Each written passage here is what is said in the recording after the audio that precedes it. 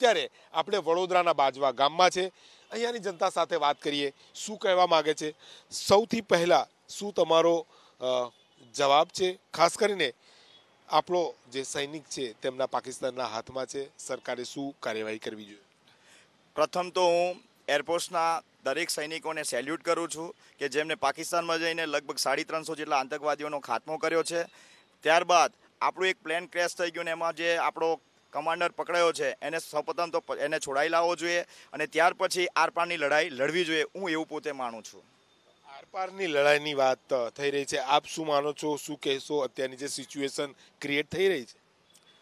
पाकिस्तान में जो आतंकवादी हमला बॉर्डर पे हो रहा है उसके उपलक्ष्य में हमारी सरकार गंभीर है और जो हमारे नौजवानों को सीआरपीएफ के नौजवान 40 नौजवानों को इन लोगों ने मारा हुआ है बुरी तरह से, उसका बदला लेने के लिए हमारे जवान इनके पाकिस्तान सरहद में घुस करके 300 जवानों को मार गिराया है और हमारा एक मिग विमान पाकिस्तान का एक मिग विमान क्रैश किया हुआ है. हमारे जवान को इन लोगों ने पकड़ लिया है.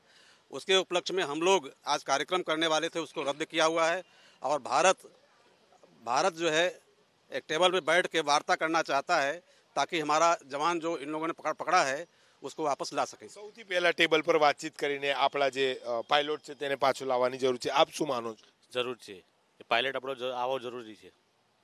પાયલોટને પાછો લાવવો જરૂર છે. જે ગતિવિધિ ચાલી રહી છે, કેમ કે જો આવીને આવી સ્થિતિ રહી તો કેમ કે સ્થિતિ યુદ્ધ તરફ આગળ વધતી દેખાઈ રહી છે. આપ શું માનો છો?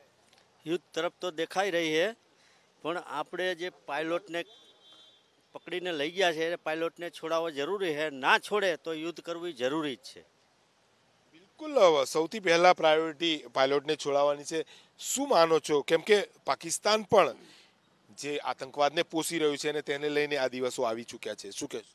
સાચી વાત છે. હવે આ પાકિસ્તાન નહીં સમજે તો પાકિસ્તાનનો પૂરી તરફ ભારત ખાત્મો કરી દેશે એવું માનવામાં આવે છે. સૌથી મહત્વપૂર્ણ વાત આપણો જે સૈનિક ખાસ કરીને પાયલોટ પાકિસ્તાનમાં છે, શું કહેશો? ભારત સરકારે અત્યારે શું કદમ ઉઠાવવાની જરૂર છે? ભારત સરકારે અત્યારે તત્કાલ જે સૈનિક કેદમાં છે પાકિસ્તાનની એને છોડાવવો જોઈએ તાત્કાલિક ધોરણે. તાત્કાલિક ધોરણે તમે શું માનો છો? જે રીતે અત્યારે સ્થિતિ ક્રિએટ થઈ રહી છે પાકિસ્તાનની અંદર, આપણો જે પાયલોટ ત્યાં છે તેને છોડાવવા માટે શું કદમ લેવા જોઈએ? સરકારને શું કહેવા માંગો છો? પાકિસ્તાન વાળાને તો પહેલાં આપણું પાયલટ સહી સલામત પાછું આપી દેવું જોઈએ.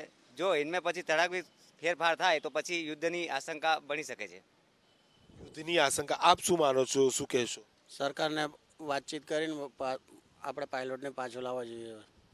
વાતચીત કરવાની જરૂર છે. આ જે સમગ્ર ઘટના બની, કેમ કે અરુણ જેટલીએ પણ કહ્યું હતું કે જો ઓસામા બિન લાદેનને અમેરિકા ખતમ કરી શકતો હોય તો ભારત કેમ નહીં? માનો છો મૌલાના મસૂદ અઝહરને અહીંયા ઉડાવવાની જરૂર છે? 100% ઉડાવવાની જરૂર જ છે. એને હું તો એટલું જ કહીશ કે બાપ હોતા હે.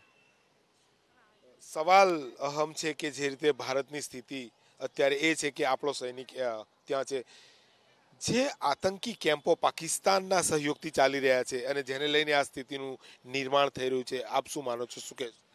હું તો એવું માનું છું કે ભારતીય સૈન્ય એની પર ત્રાટકી જવું જોઈએ. તમામ આતંકવાદીઓનો ખાત્મો બોલાવી નાખવો જોઈએ, કારણ કે વારંવાર આ ચમકલા કરવાના જ છે. પાકિસ્તાન ક્યારેય પણ સુધરવાનું નથી, એને જવાબ આપવાનો સમય પાકી ગયો છે. એક સવાલ તમને પૂછવા માંગીશ, ટેબલ પર મંત્રણા કરી અને આ જે સમસ્યા છે તેનું સમાધાન લાવવાની જરૂર છે, આપ શું માનો છો? ચોક્કસ જરૂર છે. ટેબલ પર સમાધાન કરી અને પાયલોટને પાછો લાવવાની જરૂર છે ને છે જ. एक सवाल आपसे भी करूंगा कि क्योंकि डोनाल्ड ट्रंप ने भी कहा है, साथ में जो सभी लोग सभी देश से बात ये आ रही है कि ये जो अभी घटनाक्रम है टेबल पे बैठ के ये सॉल्यूशन आना चाहिए. आप क्या मान रहे हो?